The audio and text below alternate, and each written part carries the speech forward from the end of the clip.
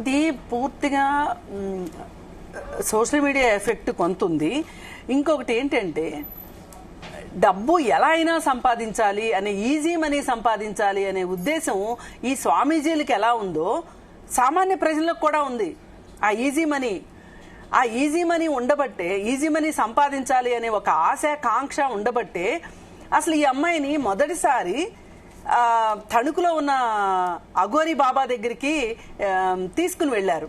తీసుకుని వెళ్ళినప్పుడు ఆయన అఘోరి మంత్రం ఆ అమ్మాయికి చెప్పాడంట, ఉపదేశం చేశాడంట. ఆ ఉపదేశం చేసిన తర్వాత ఆయనేమో ఒక చోట కూర్చొని పెద్ద ఫేము అది ఉన్నట్టుగా అనిపించలేదు ఆ బాబాకి.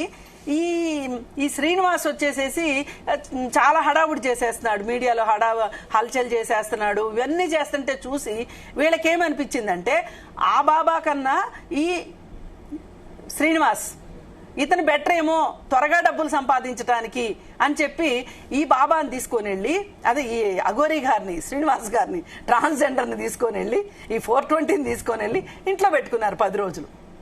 10 రోజులు ఇంట్లో పెట్టుకొని ఇప్పుడు వీళ్ళ మెయిన్ ఉద్దేశం ఏంటంటే ఈ అమ్మాయిని కేంద్ర బిందువుగా చేసుకుని ఇలాంటి వాళ్ళందరితోటి కలిపి ఒక ముఠాలాగా ఏర్పడి డబ్బులు సంపాదించాలి అని వీళ్ళు అనుకున్నారు.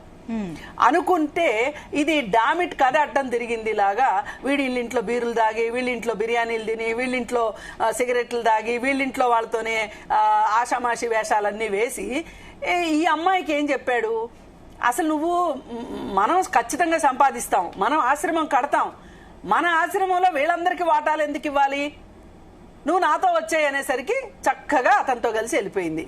ఈ తల్లి అయిపోయింది, తండ్రి అయిపోయింది, ఆ పెంచిన అన్నంట ఆయన అయిపోయాడు, సొంత అన్న అయిపోయాడు, అందరినీ వదిలేసేసి. ఎంత బాధ్యత లేని కుటుంబం అండి.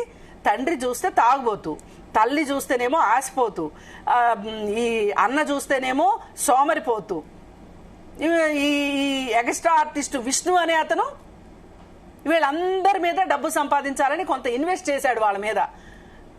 ఇవన్నీ జరిగితే వీళ్ళందరినీ ఎడంకాలతో తన్నేసేసి వీళ్ళిద్దరు కలిసి వెళ్ళిపోయారు.